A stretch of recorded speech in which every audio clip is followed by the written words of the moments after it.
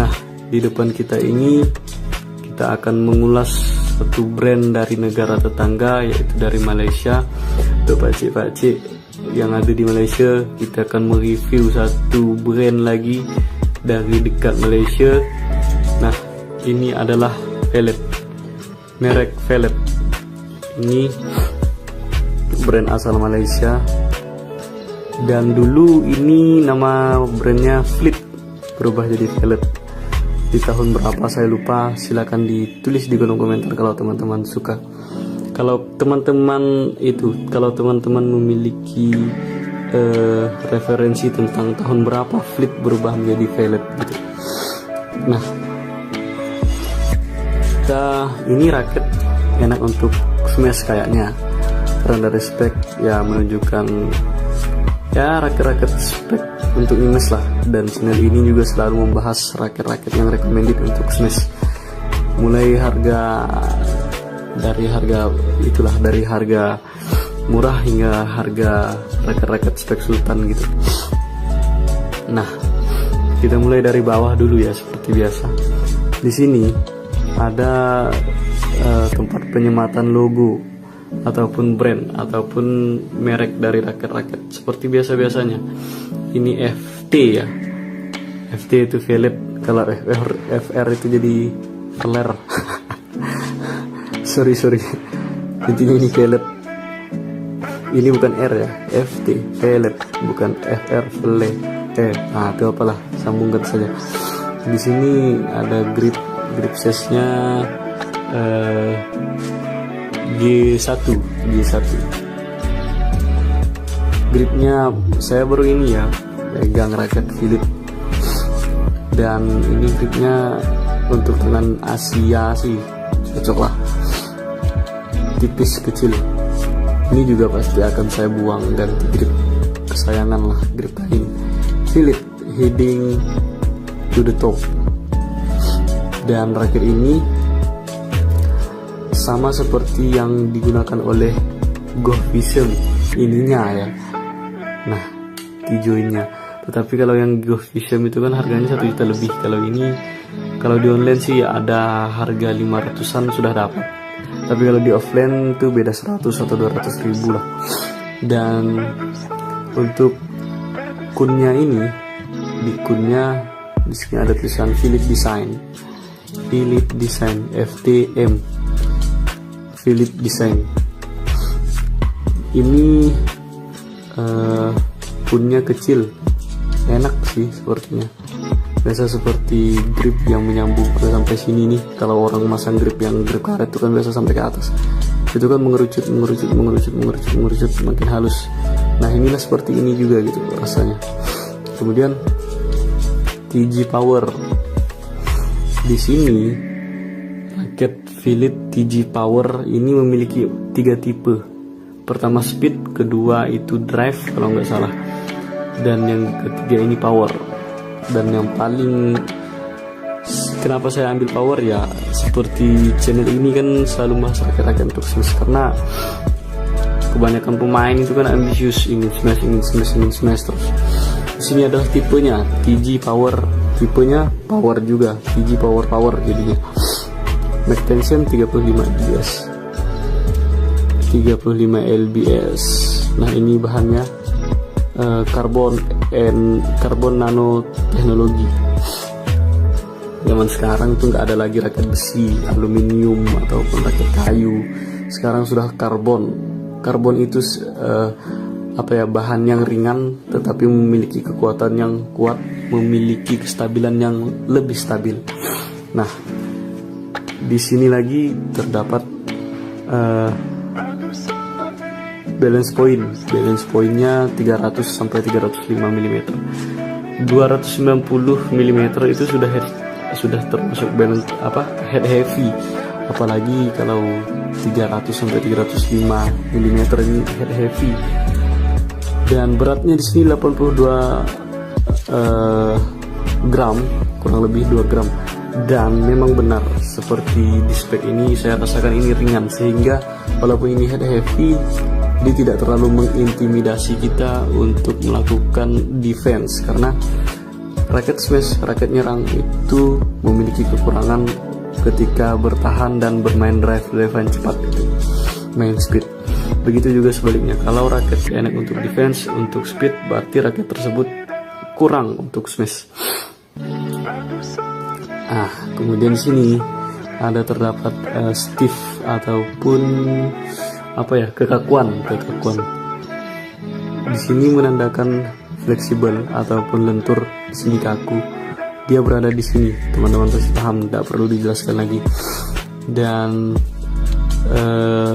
di sini master. Kalau yang Go Vision itu kan pro kalau saya nggak salah. Di sini ada nomor serinya. Dan slingshot design konsep slingshot T-join power system. Nah, kenapa kok ada disematkannya T-join power system? Karena dia mengklaim bahwa T-join seperti ini menyerupai ketapel. Nah, ini kan tidak seperti raket pada umumnya yang menyebabkan bertambahnya power, katanya seperti ketapel. Saya nggak tahu lah apakah ini gimmick. Kayaknya sih nggak mungkin gimmick, karena ini brand internasional sudah mensponsori pemain Indonesia juga. Saya lupa namanya itu siapa. Kemudian pemain Malaysia Go Vision yang smashnya keras tuh. Kemudian di sini ada lagi, di sini terdapat tulisan TG Power. Agak menggelembung seperti bisul kayaknya nih. TG Power katanya. TG itu T-join. Nah, ini kan ada tulisannya T-join. Secara desain seperti ini. Ini yang saya suka, desain seperti ini. Kalau desain, semoga ya brand-brand yang mendengarkan YouTube saya gitu bisa mengubah desainnya. Kalau tulisan seperti ini keren nih, kayak kayak mobil-mobil GDM zaman dahulu, kayak motor-motor yang intinya yang modif-modif nggak norak lah gitu. Nah, disematkan di sini, jadi secara desain itu enak dilihat, kemudian tidak terlalu ramai gitu. Kalau saya tuh nggak suka raket yang terlalu ramai, jadi ujung-ujungnya berkesan norak, ujungnya nggak elegan. Kalau Li-Ning itu kan ada Tectonic 9 katanya kan di sininya kan. Itu elegan bagi saya. Nampak mewah gitu. Nah, di sini slingshot design. Ini perbedaannya. Seperti ada paritan-paritan, seperti ada bergerigi. Mungkin di sini untuk, saya nggak tahu ya, ini untuk senarkah? Ada yang mengatakan ini supaya senarnya nggak mudah putus, karena meminimalisir gesekan. Tetapi kalau logika saya, ini untuk aerodinamis, karena angin tetap angin itu semakin mudah menembus raket ini gitu, karena makin slim. Nah, kemudian di sini grommetnya seperti biasa ya, grommet menyambung zaman kini kan, kecuali Li-Ning lah, harga berapa juta ya itunya grommetnya tetap grommet biasa gitu. Ini ada tulisan 35 lbs. Di sini T-join power tipenya sampai ke atas nih. Ini kan dari sini biasa aja. Nah, di sini sudah ada yang seperti begini.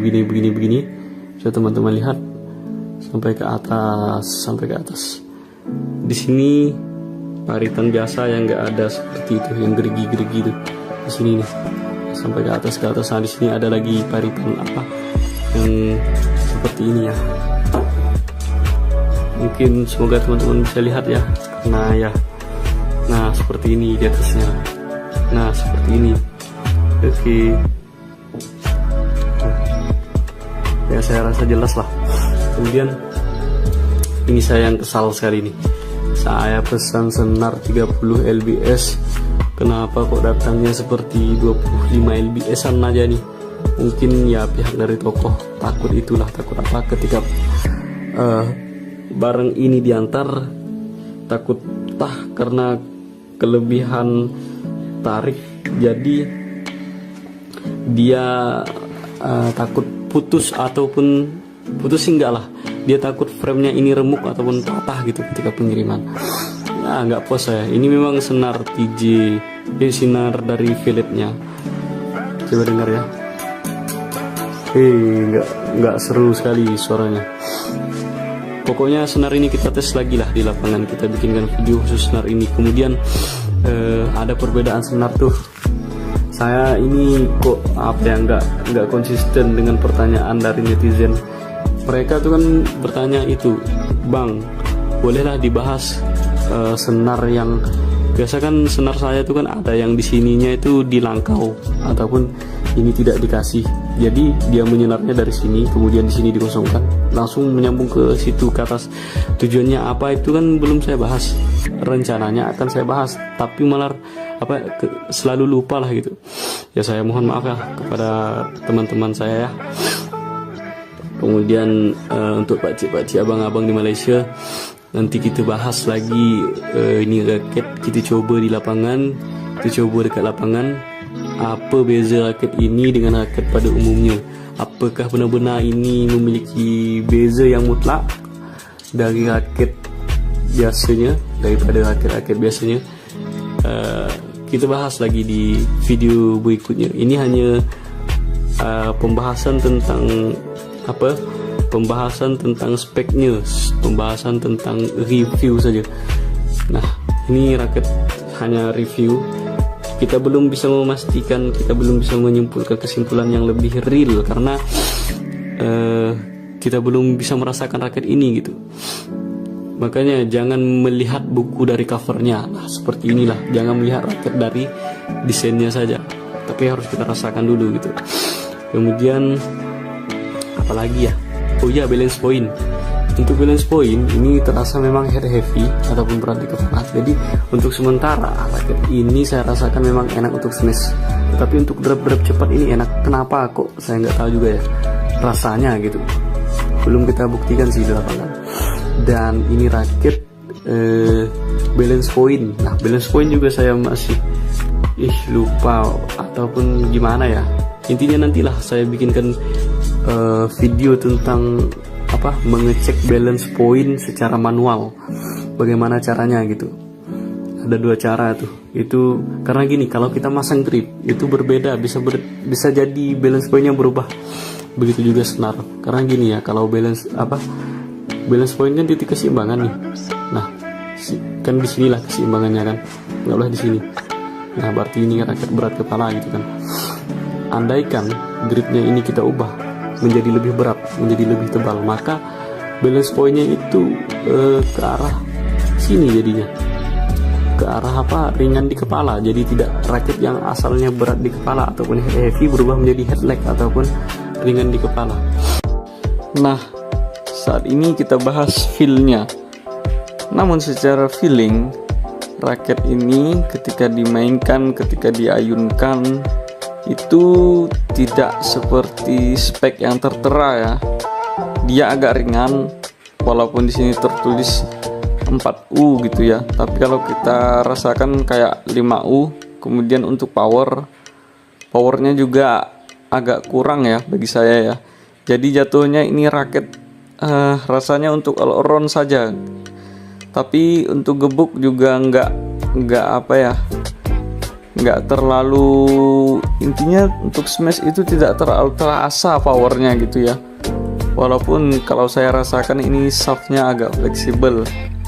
Kemudian balance pointnya juga, katakanlah balance pointnya ini kita bisa katakan bahwa balance point untuk raket serang. Tapi kalau dimainkan ini rasa ringan, rasa kurang solid. Kemudian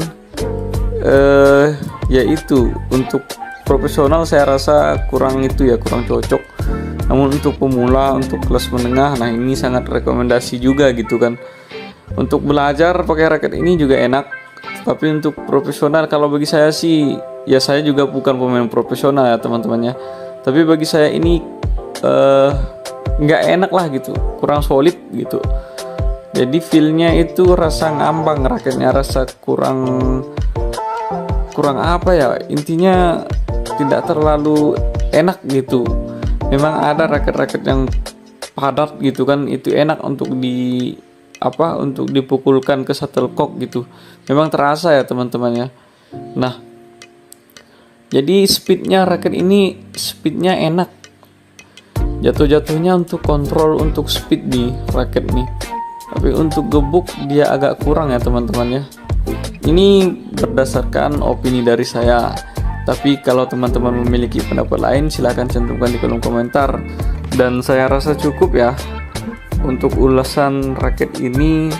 Nantikan raket apa lagi yang akan kita ulas, masih banyak raket, misalkan Li-Ning Aeronaut Yuta Watanabe Edition, Li-Ning Airstream, Chen-Long Edition, dan masih banyak raket yang lainnya akan kita bahas di channel ini ya. Tunggu ya teman-teman ya.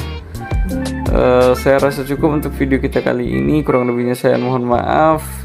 Akhir kata dari saya, keep healthy and goodbye.